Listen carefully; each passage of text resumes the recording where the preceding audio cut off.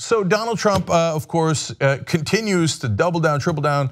I think we're on quintuple down, actually. I think he went back at it for the 5th time today on saying that the NFL must make its players kneel or not kneel, or they should be fired. Now this is the government basically saying if they're going to exercise their freedom of speech, there should be consequences and punishment for it. That's at a minimum borderline unconstitutional.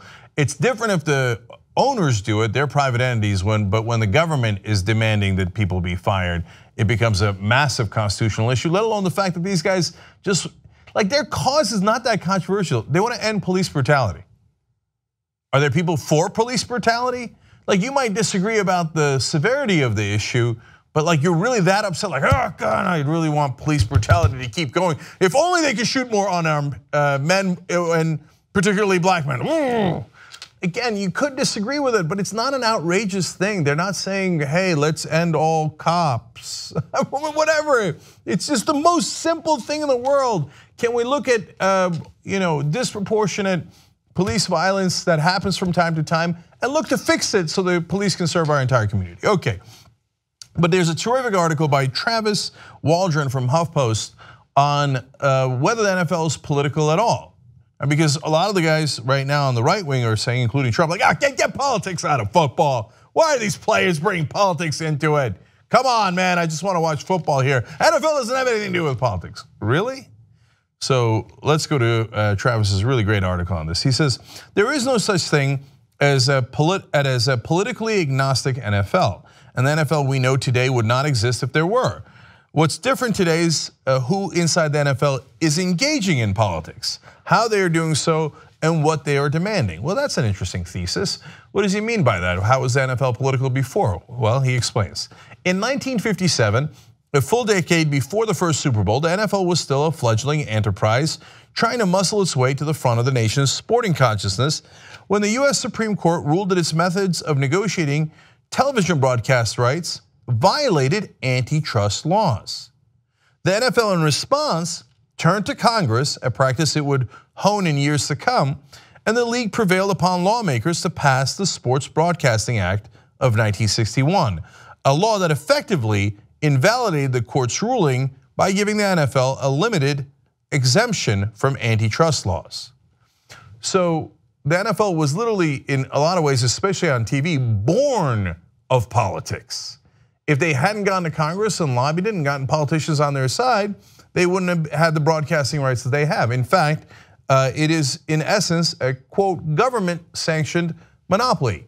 So a lot of the sports leagues are, and they, to varying degrees with slight variances, and you could make an argument that they need to be given their unique structure, but you certainly need politics to allow a monopoly like that to exist.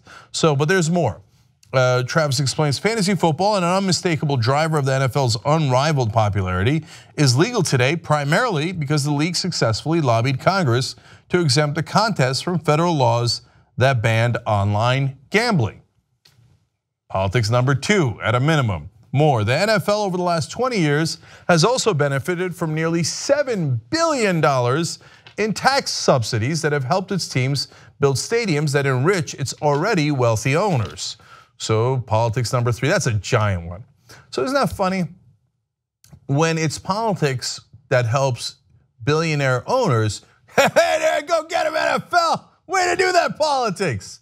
When it's largely African-American players, now it has spread to white players, which is great, by the way. I love that they're standing in unison and asking for reform and just supporting one another. But when it spreads to, and it started with only African-American players, hey, whoa, players. Politics is only for the owners, okay. But there's more. Today, as Waldron explains, the league has its own political action committee and has poached political communication gurus and strategists away from high-ranking political positions. If you got a PAC, you might be a little political. It is literally called a political action committee.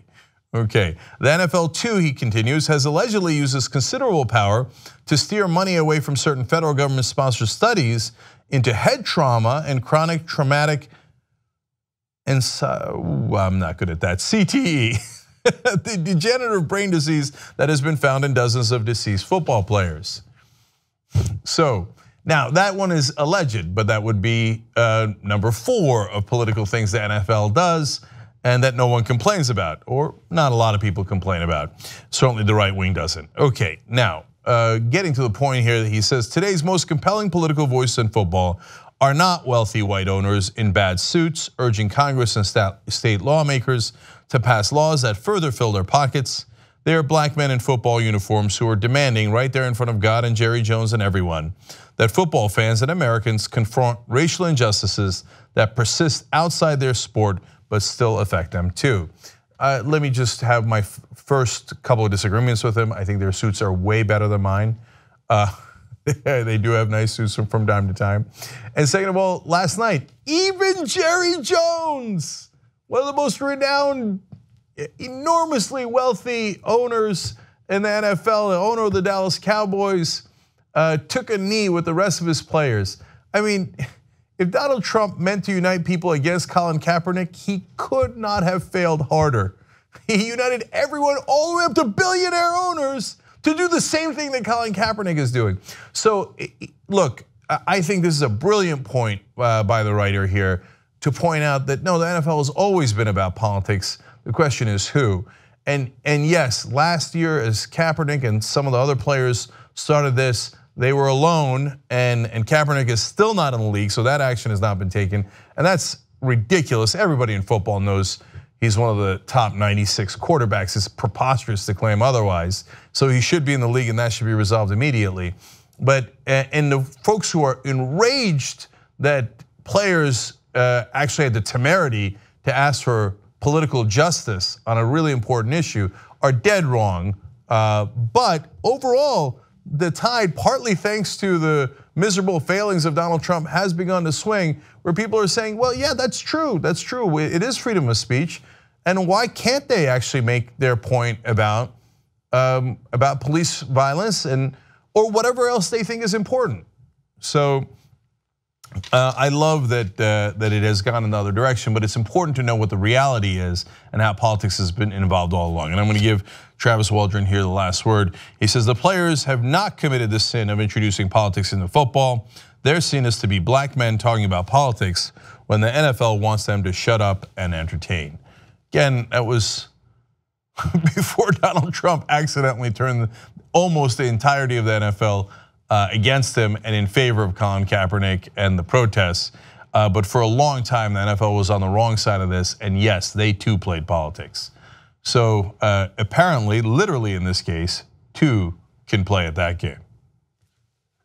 Support independent media. Come join us at the Young Turks. tytnetwork.com/join.